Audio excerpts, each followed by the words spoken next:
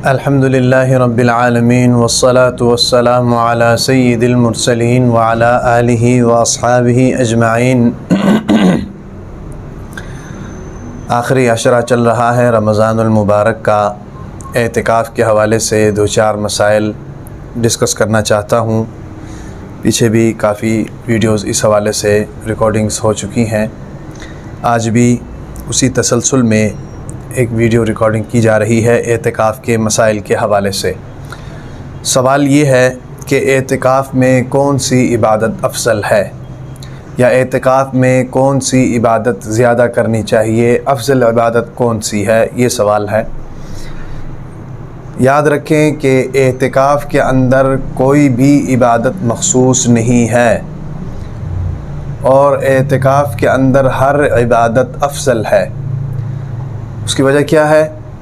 کوئی عبادت مخصوص کیوں نہیں ہے؟ کیونکہ حضور نبی اکرم صلی اللہ علیہ وسلم نے اس اعتکاف کے اندر کوئی مخصوص عبادت کرنے کے لیے نہیں بتایا۔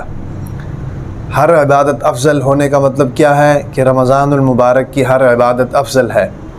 رمضان المبارک کی عبادات کے حوالے سے احادیث کے اندر آتا ہے کہ ہر عبادت کا اجر اور ثواب جو ہے وہ بڑھا دیا جاتا ہے۔ نفل کا اجر جو ہے فرض کے برابر ہے، ایک فرض کا اجر جو ہے 70 فرائض کے برابر ہے، اور پھر ظاہر بات ہے اعتکاف میں اس کا اجر مزید بڑھا دیا جاتا ہے معتکف کے لیے۔ تو یہ باتیں اس لیے بتا رہا ہوں کہ ہمارے معاشرے میں جب بھی کوئی عبادت کا خاص موقع آتا ہے تو کچھ عناصر ایسے ہیں کہ جنہوں نے اپنی طرف سے کچھ عبادات مخصوص کی ہوئی ہیں۔ یاد رکھیں، شریعت نے جس عبادت کو کرنے کا حکم دیا ہے، جس طریقے پر کرنے کا حکم دیا ہے، ہمارے اوپر لازم ہے کہ ہم اس کو اسی طریقے پر کریں، یا جو حکم جس وقت پر شریعت کی طرف سے ہمیں ملتا ہے اس حکم کو اس وقت پر عین شریعت کے مطابق کرنا، یہی مسلمانی ہے۔ اگر ہم ایک کام کر رہے ہیں اور اس کو نیکی سمجھ کر کر رہے ہیں، شریعت کا حکم سمجھ کر کر رہے ہیں، نہ کرنے والے کے اوپر الزامات کی بوچھاڑ کر رہے ہیں، حالانکہ اصل میں شریعت کے ساتھ اس کا کوئی تعلق نہیں ہے، تو یاد رکھیں وہ بدعت ہے، اس کو بدعت کہتے ہیں۔ اور بدعت کے بارے میں فرمایا کہ کل بدعت ضلالہ، ہر بدعت گمراہی ہے، اور ہر گمراہی جہنم میں لے کر جانے والی ہے۔ تو بتا رہا تھا کہ کچھ عناصر عبادات مخصوص کرتے ہیں،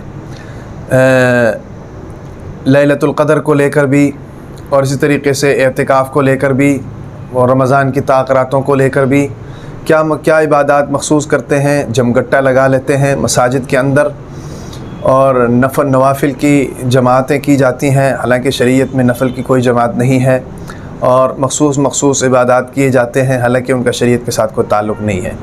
یاد رکھیں، رمضان المبارک کے آخری عشرے میں جو طاق راتیں ہیں ان کی فضیلت اس لیے ہے کہ راتوں کی عبادات جو ہوتی ہیں وہ انفرادی ہوتی ہیں۔ رات کی عبادت کا مقصد کیا ہے؟ رات کی عبادت کا مقصد یہ ہے کہ انسان اللہ کا قرب حاصل کرے، تو اس عبادت کے اندر تنہائی مقصود ہوتی ہے۔ دن کی جو عبادات ہیں ان عبادات کے اندر اجتماعیت مقصود ہوتی ہے، جیسے کہ فجر کی نماز ہو گئی، ظہر کی نماز ہو گئی، عصر مغرب کی اور عشاء کی نماز ہو گئی، اسی طریقے سے جناب جمعے کی نماز ہو گئی، اسی طریقے سے جناب عیدین کی نمازیں ہو گئیں۔ یہ ساری وہ نمازیں ہیں جو دن کی روشنی میں پڑھی جاتی ہیں، اور ان کے اندر اجتماعیت مطلوب ہوتی ہے، اور اسی طریقے سے حج جیسی عبادت ہو گئی۔ تو رات کی جو عبادات ہے نا جی، رات کی عبادات کا حکم بیسکلی دیا ہی اس لیے گیا ہے کہ تنہائی مقصود ہو، بندہ جو ہے اللہ تعالیٰ کے ساتھ اپنے دل کی باتیں کرے، اللہ تعالیٰ کا قرب حاصل ہو۔ تو رمضان المبارک کے اندر طاق راتوں کی فضیلت ہے۔ ویسے تو رمضان میں ہر رات کی اور ہر دن کی فضیلت ہے، یہ نہیں ہے کوئی دن بھی خالی نہیں ہے فضیلت سے، کوئی رات بھی خالی نہیں ہے رمضان المبارک میں فضیلت سے، لیکن چونکہ احادیث مبارک سے ہمیں ملتا ہے کہ رمضان المبارک میں ایک تو آخری عشرے میں اعتکاف کی عبادت بڑھ جاتی ہے، دوسرا آخری عشرے میں جو طاق راتیں ہیں ان کی فضیلتیں بڑھ جاتی ہیں۔ اور فضیلت بڑھنے کی وجوہات کیا ہیں؟ اس کی وجہ ایک ہی ہے، وہ یہ ہے کہ آخری طاق راتوں میں لیلۃ القدر کی تلاش ہوتی ہے۔ تو لیلۃ القدر کے اندر بھی جو لیل ہے وہ بھی رات کو کہتے ہیں، تو اس لیے اور عموماً ہمارے یہاں پر تو لیلۃ القدر میں مزید جمگٹے لگ جاتے ہیں، مزید اجتماعات ہو جاتے ہیں، مزید قسم قسم کے وہ کام کیے جاتے ہیں جن کا شریعت نے حکم نہیں دیا ہے۔ تو اس لیے یاد رکھیں کہ اس حوالے سے ایک اعتکاف کے اندر ہر عبادت افضل ہے، چاہے آپ قرآن پڑھیں، چاہے آپ ذکر و اذکار کریں، چاہے آپ نوافل پڑھیں، چاہے آپ دینی کتابیں پڑھیں، چاہے آپ علماء کرام کی کتابیں پڑھیں، احادیث پڑھیں، ہے بھئی، جتنی بھی، یا آپ سوئیں وہ بھی افضل ہے، سونا بھی عبادت ہے ایسے موقع پر۔ اس لیے تو میں کہتا ہوں کہ اعتکاف کے اندر وہ آدمی جو اعتکاف میں ہے اس کو تو آٹومیٹکلی لیلۃ القدر مل جاتی ہے چاہے وہ عبادت نہ بھی کرے۔ کیوں؟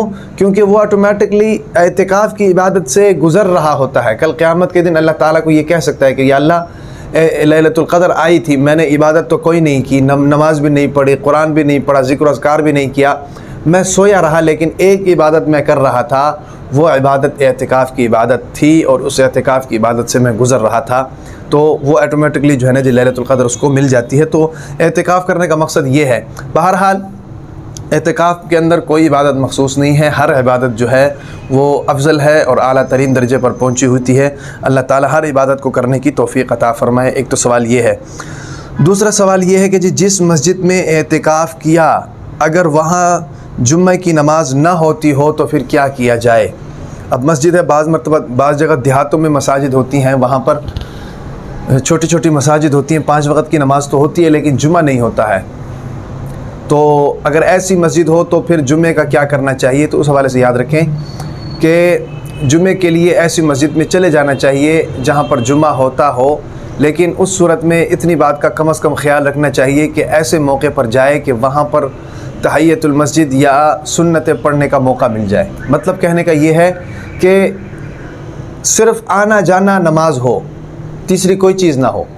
ایسے نہیں ہے کہ بھئی آپ جناب 2 گھنٹے پہلے چلے جائیں، وہاں پر جا کر جناب گپ شپ لگائیں، وہاں پر جا کر جناب ہنسیں اور جناب گپ شپ لگائیں اور کھیلیں کودیں، تو وہ کیونکہ آپ مقصد صرف اور صرف نماز ہے، مقصد صرف اور صرف جمعہ ہے، اس مجبوری کے تحت آپ نکلے ہیں، تو ایسے وقت پر جائیں کہ آپ وہاں جائیں تو صرف آپ کے پاس اتنا وقت ہو کہ آپ جناب تحیۃ المسجد پڑھ لیں یا وضو کر لیں، تحیۃ المسجد پڑھ لیں یا سنتیں پڑھ لیں اور اس کے بعد خطبہ سن لیں، فرض نماز پڑھ لیں، اس کے بعد سنتیں پڑھ کر فوراً جو ہے نا جی آپ دوبارہ اپنے اعتکاف والی جگہ کی طرف آئیں، اتنی شریعت گنجائش دیتی ہے۔ تو اگر کسی جگہ پر مسجد میں جمعہ نہ ہوتا ہو تو پھر اس کا یہ حکم ہے۔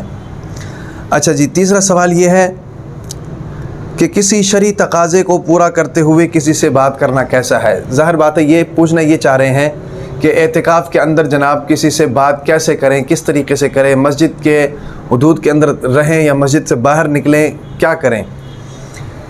یاد رکھیں کہ اس حوالے سے کافی لوگ کنفیوژن کا شکار ہوتے ہیں۔ بعض مرتبہ تو ہم نے لوگوں کو دیکھا ہے کہ لوگ جناب شرعی عذر تو ہوتا ہے، قضاء حاجت کے لیے آتے ہیں، لیکن جناب انہوں نے منہ لپیٹا ہوتا ہے اور بند کیا ہوتا ہے، کسی سے بات چیت بھی نہیں کر رہے ہوتے، اشارے کر رہے ہوتے ہیں۔ یاد رکھیں کہ اگر آپ شرعی تقاضے کے تحت باہر نکلے ہوئے ہیں، آپ کو مثلا واش روم کا تقاضا ہے تو آپ واش روم کے لیے نکلے ہوئے ہیں، تو اس دوران آپ بات چیت کر سکتے ہیں، اس میں بات چیت کرنے میں کوئی جناب قباحت نہیں ہے، کوئی پابندی نہیں ہے۔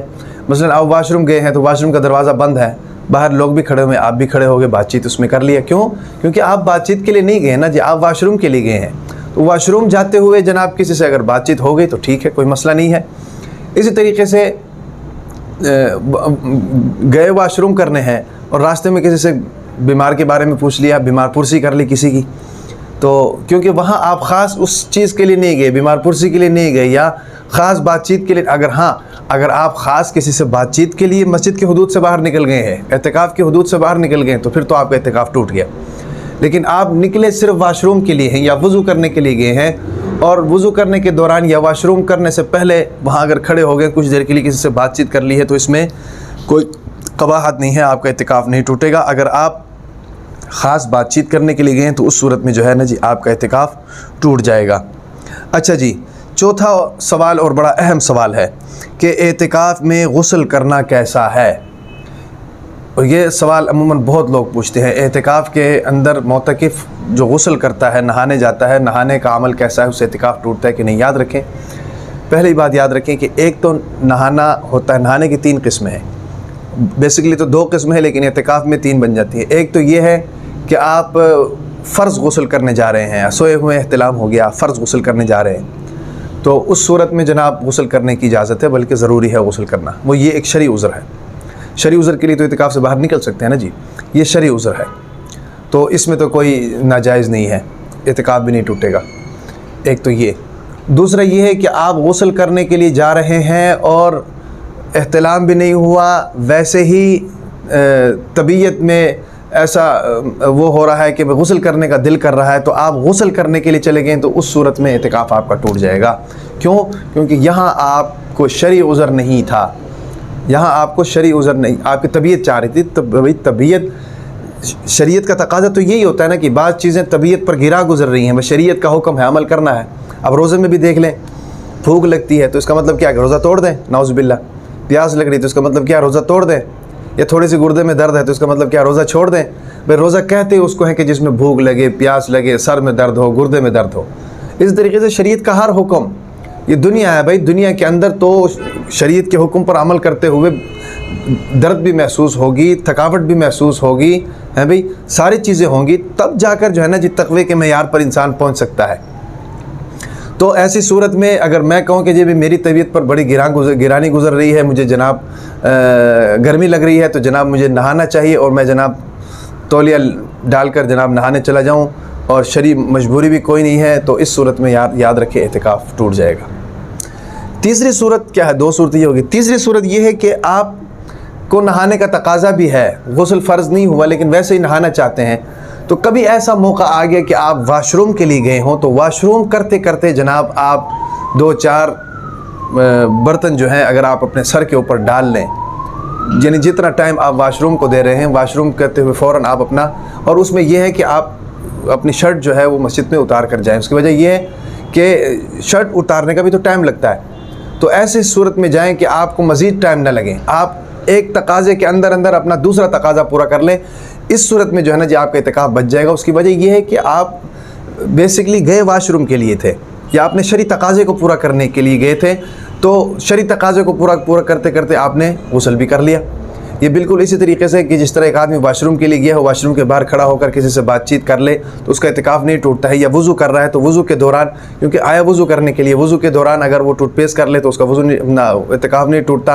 या वज़ू के दौरान अगर वो किसी से बातचीत कर ले तो उसका इतिकाफ़ नहीं टूटता, क्योंकि वो आया इस शरई उज़्र की बुनियाद पर है, ख़ास बातचीत करने के लिए नहीं है। तो यहाँ पर भी ये हुक्म लागू हो सकता है कि आप गए वाशरूम के लिए हैं, वाशरूम यूज़ करने के लिए गए हैं, तो उस वाशरूम यूज़ करने के दौरान जो है ना जी आपने 2-4 बर्तन जो हैं अपने जिस्म के ऊपर डाल लिए अपनी फ्रेशनेस के लिए, तो इस सूरत में जो है ना जी आपका इतिकाफ़ नहीं टूटता। तो बेसिकली 3 सूरतें हो गई हैं। पहली सूरत जनाबत का गुस्ल है, एहतिलाम हो गया तो गुस्ल आप कर सकते हैं, बल्कि ज़रूरी है, गुस्ल करेंगे इतिकाफ़ नहीं टूटेगा। दूसरा ये है कि आपको कोई मजबूरी भी नहीं थी, कोई शरई उज़्र भी नहीं था, वैसे ही तबीयत पर गिरानी गुजर रही थी, गर्मी लग रही थी, आप नहाने के लिए चले गए, तो उस सूरत में आपका इतिकाफ़ टूट जाएगा। तीसरी सूरत ये है कि आप जनाब वाशरूम के लिए गए हैं, वाशरूम करते हुए जनाब आपको ख्याल आ गया कि मुझे नहा भी लेना चाहिए या मुझे पानी इस्तेमाल कर लेना चाहिए, आप 2-3 डोंगे अपने ऊपर पानी डाल लेते हैं, तो उस सूरत में आप स्पेसिफ़िकली इस चीज़ के लिए नहीं गए थे, वाशरूम के लिए गए थे, तो उस सूरत में जो है ना जी ये आपका इतिकाफ़ बच जाएगा। तो ये 3 सूरतें होगी। तो इस तरीके से जनाब आप मैनेज कर सकते हैं। तो ये 2-4 मसले आपसे डिस्कस करने थे और उम्मीद है कि आपको समझ भी आ गई होगी। अगर आपको समझ नहीं आई तो आप कमेंट्स के अंदर जो है ना जी कमेंट कर सकते हैं, पूछ सकते हैं। बाकी अल्लाह तबारक व तआला इन तमाम बातों पर अमल करने की तौफ़ीक़ अता फ़रमाए।